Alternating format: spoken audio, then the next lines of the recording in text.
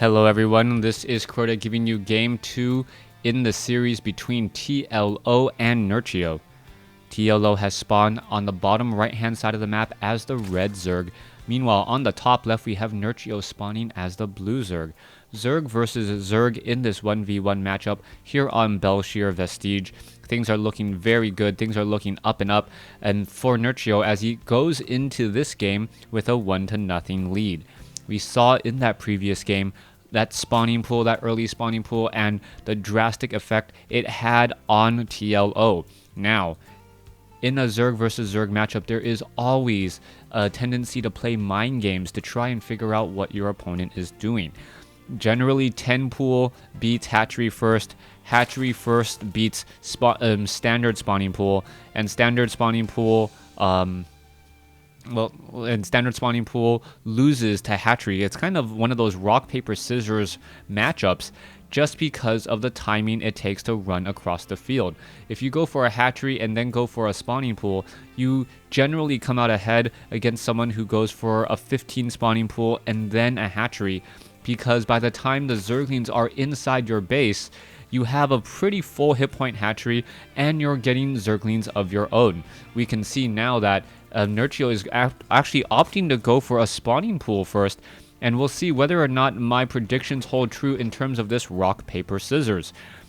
TLO will have an economic advantage as he is getting this hatchery here, but now with metabolic boosted lings, if Nerchio doesn't go for a hatchery very quickly, nope, there's that hatchery already making its way over. Well, that drone already making its way over, gonna grow up and be a hatchery. We'll see whether or not my prediction is right in terms of going into the mid game.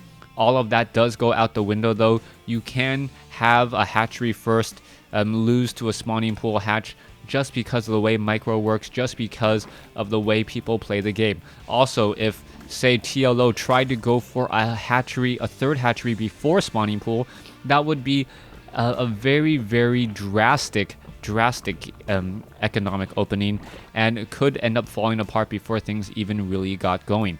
We can see drones now making their way over. Metabolic boost is already about to be started here by Nerchio, already getting up to 100 gas and 100 minerals. There it is, now getting started. But what does that mean, as there are currently only 2 Zerglings on the field? 2 Zerglings on the field with 2 more on the way, and that is the reason why I say TLO should be able to fend this attack off. He has queens, or he will have queens, 1500 hit points on a naturally regenerating building, should have enough to really push back what these Zerglings are looking to do. You can see 2 Zerglings are out on the field right now, 2 Zerglings coming in here, and this is just simply all scouting. Now the Zerglings are hoping to perhaps take down a free drone, and that's exactly what's going to be happening there.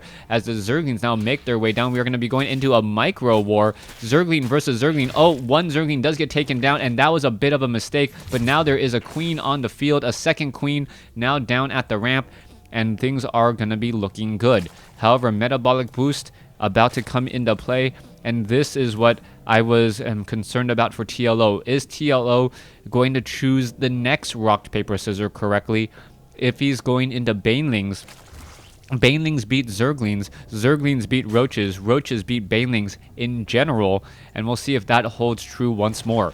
Harvester count 25 for TLO. TLO always known whenever I've cast him to have a very strong economy, in addition to his very interesting play. And now we saw a sea of Zerglings making their way out across the field. Now this TLO opening going for those Banelings, as long as he gets some good Baneling hits, he should be fine. Alright, drones now mineral pathing their way through and now able to get some damage here. Alright, what are we going to be seeing as the drones need to pull back here? This is not a good play. 26 drones versus 23, as the hatchery now suffering a lot of damage. This particular opening just absolutely dangerous, as the Banelings seem to be taking forever and a day to make their way out. Alright, the Banelings now making their way down the field here. Hatchery is about to take a little bit of damage. What's going to be going on? Drones, queens, all of them, both sides fighting. A beautiful Baneling hit there, as we now see perhaps another beautiful Baneling hit on the backside. We need to see some transfusions, otherwise this hatchery could fall, and it looks like TLO will hold this off, but this was a dangerous point.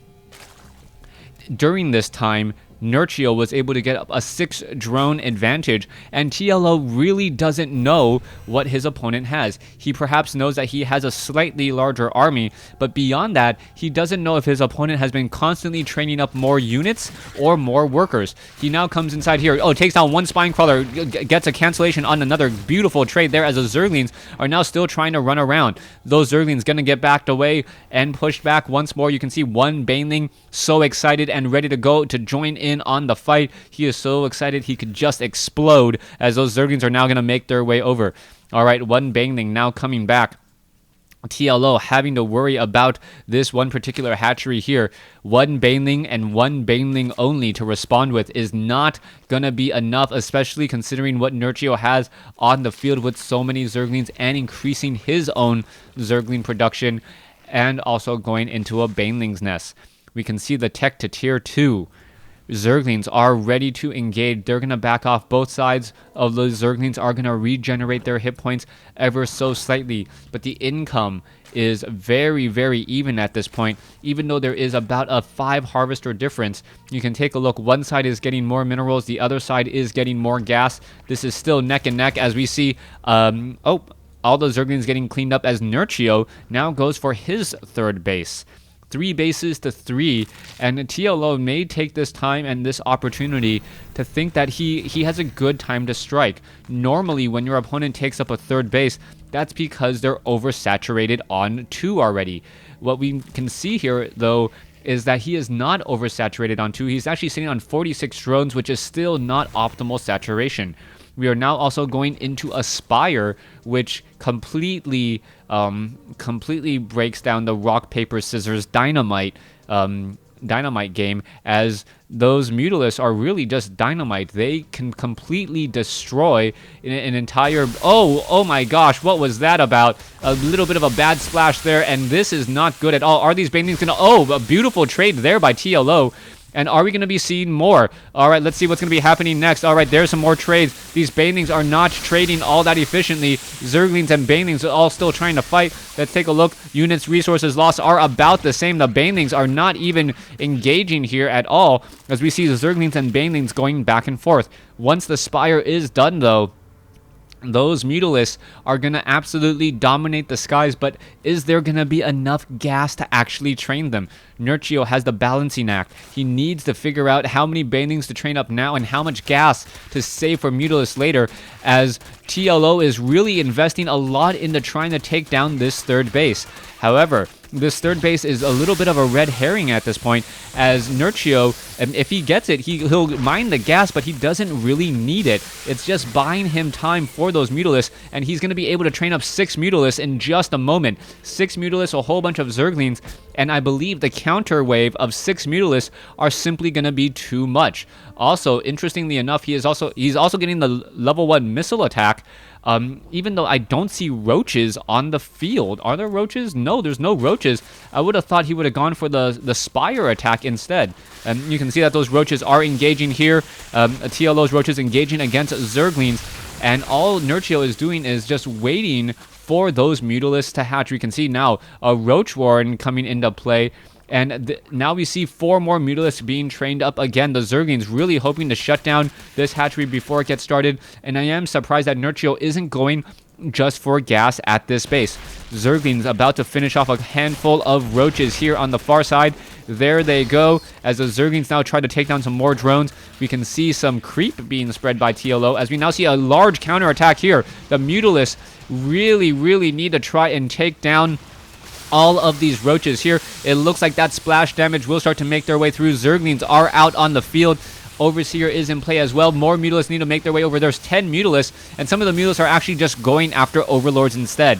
A little bit of a misdirection, miscue, as the army is attacking and taking down absolutely everything.